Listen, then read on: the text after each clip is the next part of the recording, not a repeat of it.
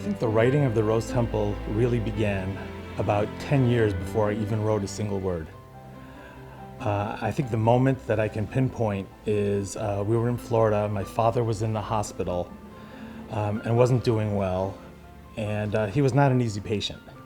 So my mother was having a very hard time with him, and I could just see her strength sort of deteriorating day by day. When I was walking with her one evening, I just asked her this question: what happened to the dziewczynka that you were in Poland? Dziewczynka means little girl in Polish. I said, what happened to that little girl who had so much strength, who had so much power? And now I worry that seeing you, how weak you are and how your strength is being sapped. And my mother paused and she thought about that question. And after a while, I began to see, even the next day, a little bit of spark ignite in her as I think she started to think back to that little girl and started to get some strength. So in our household, my father was really the dominant personality, and it was actually his story that I knew more about than my mother's. My mother's story, I really only knew the bare bones. Fast forward now several more years. After my father died, we all went to Jerusalem. We were all still in mourning. But as my mother has described, a friend of hers urged her to go because it had been a year now since my father died, and it was time for her to, quote unquote, get her life back together, kind of move on. So my mother went to Jerusalem and to the Western Wall and had the experience that she's described, where she confronted God. Now, I was not aware of that at the time. There was no book. We were not even thinking about writing a book. All I know is that my mother had asked my sister and I to stay back, and she went to the wall. When she came back from the wall, I don't know how I sensed this, but I sensed something different about her. It would only be years later, when I was writing about that incident, that I would describe it like this. My mother's emergence from the wall was like Moses after encountering the burning bush. It was a burning of her raw soul that would eventually be reinvigorated with spiritual energy. We had, my mother and I, lots of instances like that where I would write things that either I didn't know or wasn't supposed to know, and yet there I was. I can't say why I invoked Moses. It was just an image that came to me. I knew something was different, I didn't know was, but it was just, I went with it. I said, if this is what is being transmitted to me, I'm gonna write that down as part of the book. During the years that my mother was mom, that she was the housewife, so I had seen her a certain way. I had seen her sort of quiet, going with the flow, worried about the usual material things that a suburban mom would worry. In the years that followed the wall incident, my mother confided in my sister and I about some of the mystical experiences that she'd had. This is a mother who was finding her own voice. She was walking a new path. And this is already several years now after my father died, maybe 3-4 years. I had expected, and frankly, I had hoped that she would marry again. It would be easier for her. It would be easier for all of us, but she didn't do that. And after a while, it became clear why that wasn't happening. She was intent on pursuing her path.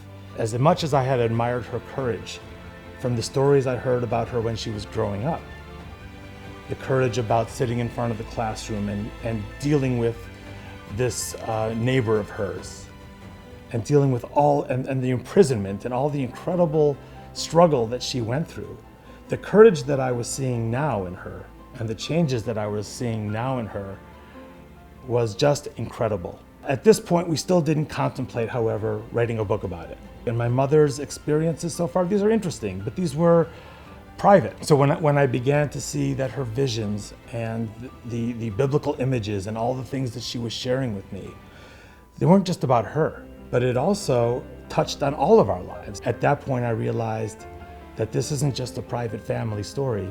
This is a book that has to be shared with others. I really had the privilege of working so closely with my mother who, in a way, I wasn't seeing as my mother as I was writing this book. At some point along the way, she became not my mother, but this incredible woman who I was privileged to know, an incredible story, a real inspiration. And that's how I wrote much of the book. I distanced myself, not as a son writing about his mother, but about a man writing about this incredible woman and the lessons that I can learn. There are so many ways I changed. I think one of the primary ways is I was embittered. I was more embittered than my mother was when I was growing up. I thought, what kind of world is this that I was born into? Where I had no grandparents, I had no uncles, I had no aunts. They were murdered for being Jewish. What happened? I think what I learned from my mother was she saw her circumstances, and I learned about how she worked from within, how she used courage, how she made changes, how she didn't run and she wasn't angry. I never heard her angry. I only heard positive messages from her. And so as bitter and as angry as the experience was, I saw it more from understanding and acceptance, and what can I do now to move on?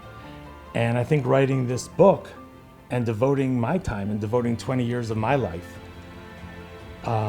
is my answer to that. Because I do think that at the end, there is light and there is hope, even if it's not always visible. And so in one sense, I think I was learning the same lesson that my mother learned. I think that transformation is one of the real keys of the book. After my father died, she could have coasted. She might have married another man, she might have gone to parties and entertained, but she was looking for meaning. She was looking for purpose. She's had a second and a third life already. It's amazing what she's done. And it reminds me that there's, as long as we're living, as long as we have the privilege to live, that there are always ways to grow, ways to change, and ways to transform. So what lessons have I learned from my mother? What lessons have I learned from writing the book? I think that I've been most impressed with my mother's attitude, with her outlook, with her perspective. Because even while we're writing a book that's spiritual, we're sort of elevating ourselves to the spiritual realm with dreams and visions and God. Down here on earth, we're still struggling. There's health issues. My children have health issues. My mother has had health issues. There's the daily struggles of life. There's the things that are happening around the world that are disturbing us all. So there are some real issues. But I think it's the way that you see each one of those struggles as an opportunity to grow, opportunity to learn, not just see the dark side, look for the light. I think if my mother has done anything, and what I've learned is to look for the light through the darkness, beyond the darkness. That's been a valuable lesson that I've also tried to pass on to my children. I've changed a number of ways since writing the book. I think after the experience, I'm a lot more open-minded. I'm less label-oriented, more tolerant, more interested in learning about other people's perspectives.